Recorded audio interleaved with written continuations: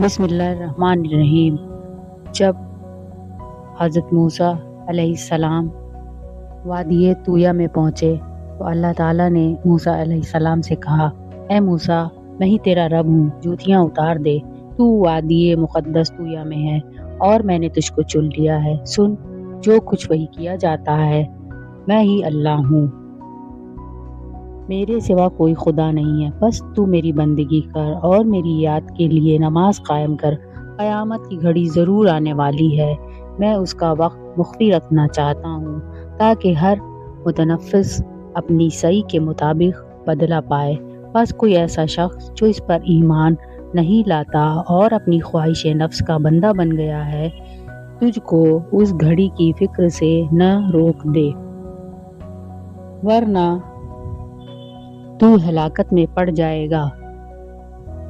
اور اے موسیٰ، یہ تیرے ہاتھ میں کیا ہے؟ موسیٰ نے جواب دیا، یہ میری لاٹھی ہے، اس پر ٹیک لگا کر چلتا ہوں، اس سے اپنی بکریوں کے لیے پتے جھاڑتا ہوں، اور بھی بہت سے کام ہیں جو اس سے لیتا ہوں۔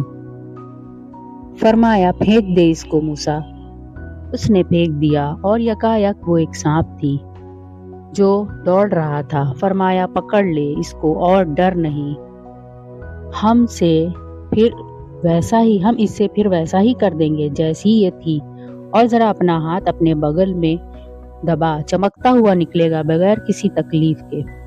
یہ دوسری نشانی ہے، اس لیے کہ ہم تجھے اپنی بڑی نشانیاں دکھانے والے ہیں۔ اب تو فرعون کے پاس جا، وہ سرکش ہو گیا ہے۔ موسیٰ نے عرض کیا، پروردگار، میرا سینہ کھول دے اور میرے کام کو میرے لیے آسان کر دے اور میری زبان کی گرہ سلجھا دے تاکہ لوگ میری بات سمجھ سکیں، اور میرے لیے میرے اپنے کنبے سے ایک وزیر مقرر کر دے، ہارون جو میرا بھائی ہے، اس کے ذریعے سے میرا ہاتھ مضبوط کر اور اس کو میرے کام میں شریک کر دے تاکہ ہم خوب تیری پاکی بیان کریں اور خوب تیرا چرچا کریں۔ تو ہمیشہ ہمارے حال پر نگراں رہا ہے۔ فرمایا، دیا گیا جو کچھ تو نے مانگا۔ اے موسیٰ، ہم نے پھر ایک مرتبہ تجھ پر احسان کیا۔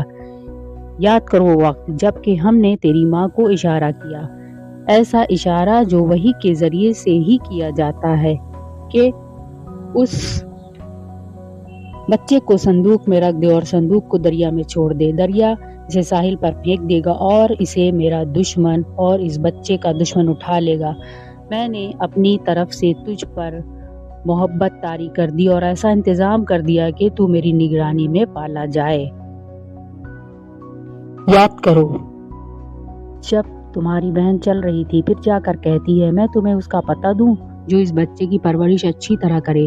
اس طرح ہم نے تجھے پھر تیری ماں کے پاس پہنچا دیا تاکہ اس کی آنکھ ٹھنڈی رہے اور وہ رنجیدہ نہ ہو۔ اور یہ بھی یاد کرو کہ تو نے ایک شخص کو قتل کر دیا تھا، ہم نے تجھے اس پھندے سے نکالا اور تجھے مختلف آزمائشوں سے گزارا، اور تو مدائین کے لوگوں میں کئی سال ٹھہرا رہا، پھر اب ٹھیک اپنے وقت پر تو آ گیا ہے۔ اے موسیٰ، میں نے تجھ کو اپنے کام کا بنا لیا ہے، جا تو اور تیرا بھائی میری نشانیوں کے ساتھ، اور دیکھو تم میری یاد میں تقصیر نہ کرنا۔ جاؤ تم دونوں فرعون کے پاس کہ وہ سرکش ہو گیا ہے، اس سے نرمی کے ساتھ بات کرنا، شاید کہ وہ نصیحت قبول کرے یا ڈر جائے۔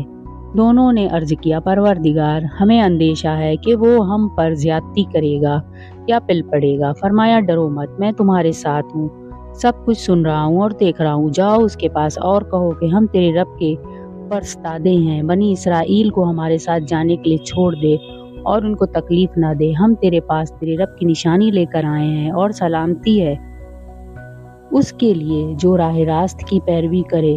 ہم کو وحی سے بتایا گیا ہے کہ عذاب ہے اس کے لیے جو جھٹلائے اور منہ موڑے۔ فرعون نے کہا، اچھا تو پھر تم دونوں کا رب کون ہے اے موسیٰ؟ موسیٰ نے جواب دیا، ہمارا رب وہ ہے جس نے ہر چیز کو اس کی ساخت بخشی، پھر اس کو راستہ بتایا۔ فرعون بولا، اور پہلے جو نسلیں گزر چکی ہیں ان کی پھر کیا حالت تھی؟ موسیٰ نے کہا، اس کا علم میرے رب کے پاس ایک نوشتے میں محفوظ ہے۔ میرا رب نہ چوکتا ہے نہ بھولتا ہے، وہی جس نے تمہارے لیے زمین کا فرش بچھایا اور اس میں تمہارے چلنے کو راستے بنائے اور اوپر سے پانی برسایا، پھر اس کے ذریعے سے مختلف اقسام کی پیداوار نکالی، کھاؤ اور اپنے جانور کو بھی چراؤ۔ یقیناً اس میں بہت سی نشانیاں ہیں عقل رکھنے والوں کے لیے۔